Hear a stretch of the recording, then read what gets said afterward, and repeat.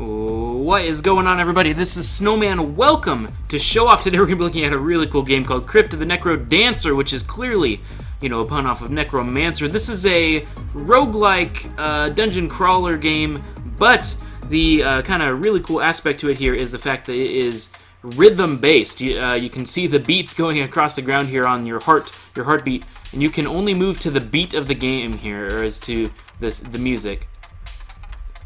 As you can see here, I'm only moving. If you press it, if you try and just mash the button, you won't move at all. It'll say missed, and you miss the things. So you can only go to the beat of the song, which is really cool. I actually really enjoy it. And there's different things to get and unlock here, but we'll talk about that in a second. First, let's just jump into the game, let you see what the game is like here. You go straight into Zone 1.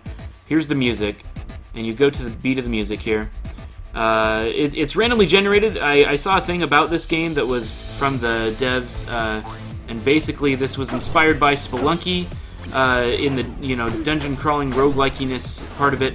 But the other goal and idea of the game here was for it to be rhythm based. And I guess originally in development, I'm really bad at this game by the way, so forgive my poor play.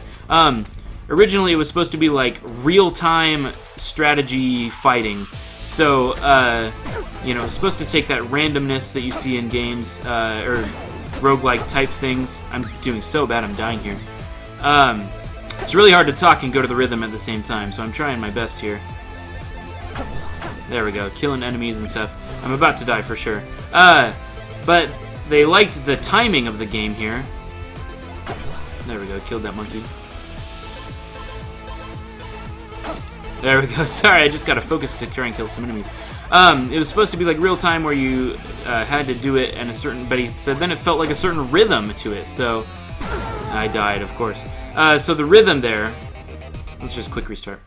Oh, never mind, I have diamonds. You use diamonds to buy upgrades. Sorry, I feel like I'm jumping all over the place here, but you buy upgrades here, so like you get a torch. Sure, we'll get a torch with the diamonds. You unlock things. If you don't spend your diamonds before you start a new game, they are lost, so you always want to go back and spend your diamonds whenever you can. So anyway, it was meant to just be kind of like a cool real-time thing where you're killing enemies as you go. See, I'm trying to do it to the rhythm here. This is good. And you get some gold. You obviously can get things in item shops with the gold. Got a broadsword. That's really good. You get weapon upgrades as you go. There's shops where you can spend your money that you spent here. They're signified by these gold walls. And you'll love this when you buy things. Like if I get a compass here, then our beautiful shopkeeper will start singing.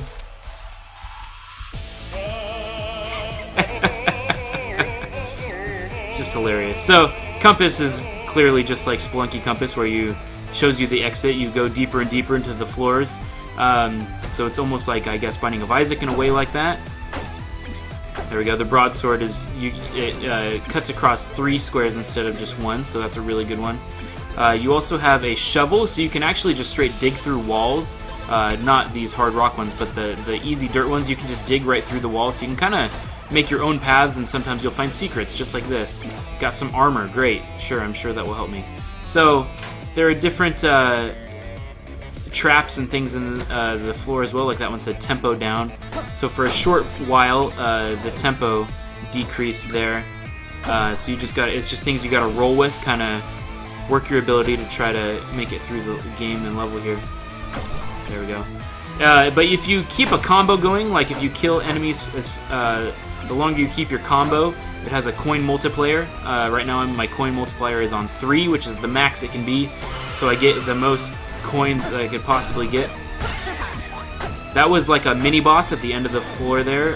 If you kill the mini boss, you unlock the exit to the next floor. So we've officially done that. I took half-hearted damage, but that's okay. Some of these things are just like self-hoppers, like they make you go in the direction they're facing. There are just a lot of little traps. So if you want to explore the rest of a level, you basically have until the song ends, which I thought is actually kind of cool, a cool way to do it. Still got kind of like a ghost mechanic in that regard, that you have a time limit, but it's still pretty long. It's actually, pretty long, like 3 minutes or so, that is to the beat of the song. And then the song changes every floor, and the tempo in that song changes every floor. So now the tempo's a little faster, but the tempo went down there, of course. Uh-oh, trapdoor. Did that take me down to the next floor? Holy crap!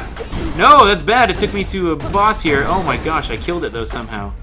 Wow, that was very terrifying. Dragons are hard stuff. Okay, so... Yes. Now you can see the tempo is much faster here, and I think the tempo goes up every level, and it starts going faster and faster. So it says buy the golden key, and then I can unlock this person that's in the thing here. But I don't have enough. I don't have enough gold. It costs 250 gold. I love that shopkeeper, though. So I'm going to try, actually, to... Oh, I got stuck in water. I'm going to try to get that key so I can unlock this lady, because if I unlock this girl, I can... It's another thing that you can get in the shop. Well, sorry, in the lobby. There are all these people that do different things where you can buy upgrades, you can practice fighting certain enemies, but you have to unlock them in the game, which is a cool way to do it. I like that. Uh-oh. These Tauros guys, though, are bad news. They're very difficult enemies that will try and kill me. There you go. But you have some... Oh, dang it, he killed me. That sucks. You have some time to kill him when he hits the wall there, but I went for another hit too many, and then he recovered and killed me. So you just got to learn the patterns of the enemies. That's kind of the goal here, is learning the patterns of your enemies. Now I have 2 diamonds, so maybe I should buy an upgrade here. I could buy another heart. I think these are like more chests or better chests appear. Certain things. Why don't I get another heart? Because clearly it seems like I fail pretty epically at this game. So there's also a daily challenge, which is super cool. Something I think they took a cue from Spelunky and made a daily challenge. So everyone gets the exact same dungeon to go through, and you compete for high scores. Really, really cool concept. I love it. I think that's great. I think a lot of games should do more things like that, especially roguelike games, because that's kind of what that is really, I guess, the only kind of thing that makes sense of what it would do is for a daily challenge. I keep messing up the rhythm, but that's because I am talking at the same time, which is really difficult to do. So I'm trying here. Okay. Dang it. The skeletons, there's a way to kind of determine when they're going to hit you. When their arms are up in the air, that's when you want to not be near them, otherwise they'll hit you. So, of course, there's kind of a grid, you know, like a lot of roguelike games do. Dang it, I'm doing so bad. Wow. I guess in the daily challenge you only get 2 hearts, but that's okay. We'll return to the lobby. I'm obviously really bad at this game, but it's really enjoyable. I've really enjoyed my time with it so far, even if it's been so short.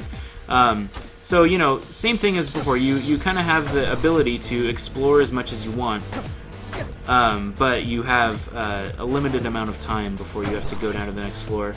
So this, I think, is a glass thing here. Yeah, Shrine of Glass. So now it made all my weapons glass, which I think means they're stronger, but they break eventually, or something to that tune. There's a lot of, you know, different things like this that are in, the monkeys. The monkeys are bad news here. I'm going to try and kill this dragon, but I'm a little scared. Uh-oh. Oh, gosh. Oh, I killed it. Wow, I'm surprised. I thought it would take more than just one hit there. There you go. So you got to kind of just lure the enemies a bit to try and make them work to kill them here. Oh, you know what it was? Actually, since I have my glass equipment, it does way more damage. So that's how that worked. So there we go. Sorry, I'm doing more damage with my glass items. That's why I was able to kill the dragon so easily. But here's like a bonus room. I guess there's a lot of these just strewn about. You get lots of items here. Or I guess you get to choose which one you do there. Okay, so there's lots of things hidden in the walls, tons of secrets, tons of crazy stuff. So let's go down to the next floor, because why the heck not? But I love it. The music drives it for me. I think that's what makes it really cool. It's what makes it unique, makes it different than other games that are very similar to this, as far as roguelikes and things like that go.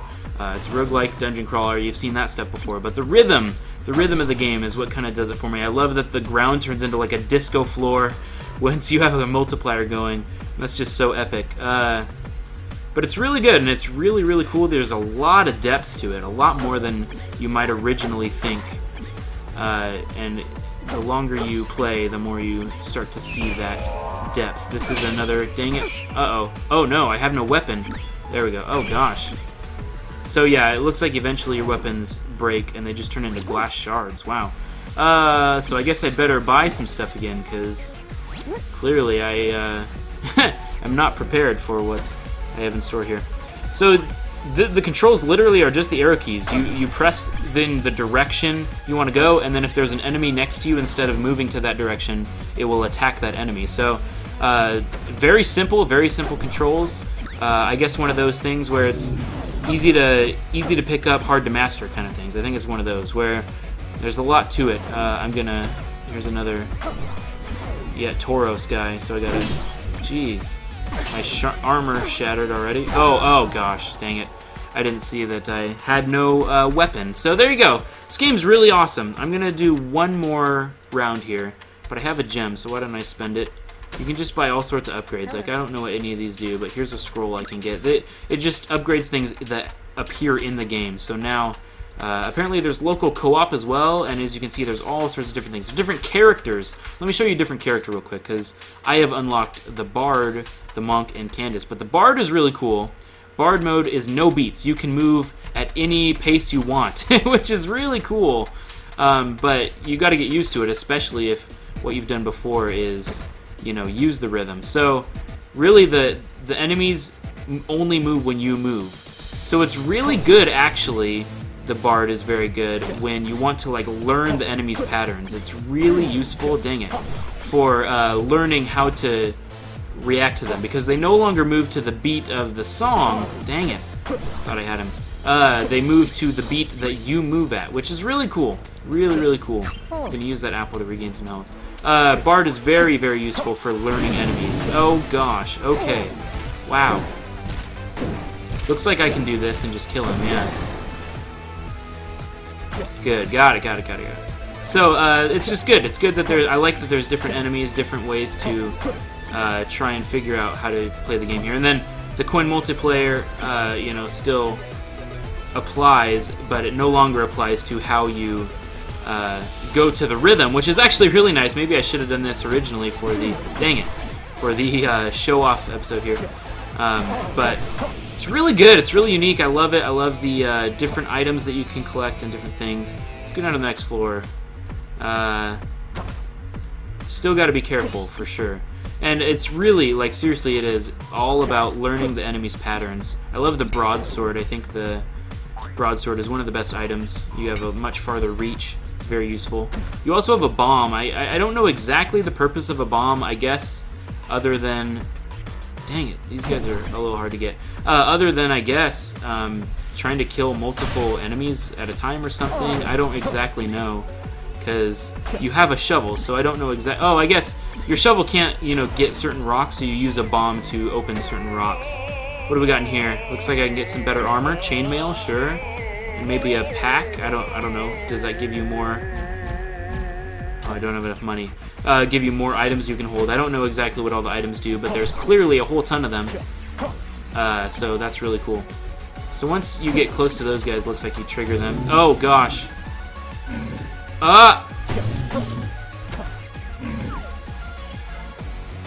Jeez. Okay. Jeez. Yeah. You gotta really think about what the enemies are gonna do in order to kill them. So it's just kind of tricky, but it's good in a good way. I think it's tricky in a way that helps you learn. And playing as the Bard, maybe I need to start playing as the Bard, because it sure looks like that will help me play better. But this game is really great. It's a lot of fun. Very cool. I highly recommend it. It's pretty cheap. I think it's $15 right now on Steam, and of course it is in you know, alpha right now. It's in its very earliest state. It's in open alpha, basically, where anyone can play. Oh, there's a... Oh, I got something that showed me all these new equipment things here. Wow, so I have a lot of stuff now. I don't know what any of it does, but I got a lot of items and equipment. I see another diamond. I got some item that showed me what looked to be... Oh gosh, I gotta be really careful.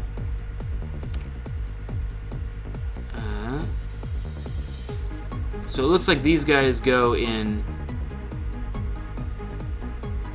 I'm trying to figure out how to get this guy here. Maybe... Oh, my broadsword did it. Sorry if I am just focusing here. I am trying to get some enemies killed here the best I can. That was bad. Oh, so now again I need to get the key to unlock this person, but I don't think I'll have enough money to do it. Let's see here, what's in here? Obsidian sword, I don't know the difference. Good. Uh-oh, there we go. Anyway, you're seeing it here. This is just how the game plays out. It kind of reminds me, like, aesthetically reminds me a bit of something like Dungeons of Dreadmore. Wow. There we go. Oh, I died. That sucks. So anyway, aesthetically like Dungeons & Dreadmore, I love the rhythm aspect. Actually, that's what drew me to it most, was the fact that it's rhythmly based, musically driven game. But it's a lot of fun, a lot of fun, and it's very cool. You should pick it up for yourself and go and be much better than me, because I know I'm very aware of how awful I am in this game. So go play it for yourself. It's a lot of fun. Crypt of the NecroDancer. It's on Steam, and there is a lot more coming to the game. So it's great. It's coming. It's in development. Go play it. It's a lot of fun. I'll see you guys in the next episode of Show Off. Until then, I'll see you later. Bye-bye!